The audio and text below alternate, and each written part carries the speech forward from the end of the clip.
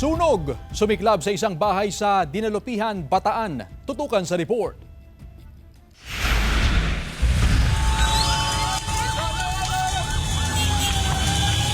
Sumiklab ang sunog sa Barangay Layak, Dinalupihan, Bataan.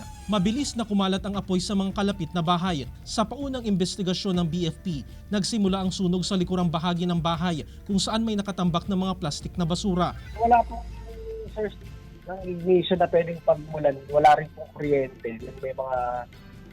May mga scrap po kasi ng mga nakatambak eh. Kasama rin po yung sa mga tinitigan na angle po. Yung kung may sigarilyo po, pero sa ngayon po, wala pa rin po, tinitigan pa rin po namin yung under investigation pa rin po.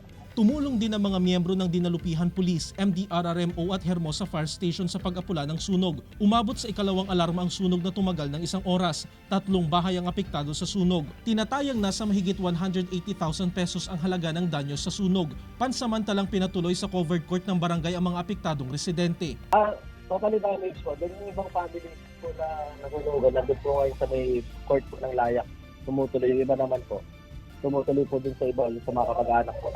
Walang naiulat na nasawi o nasugatan sa insidente. Patuloy na iniimbestigahan ang sanhi ng sunog. Jeric Pasiliao, 1 North Central Luzon.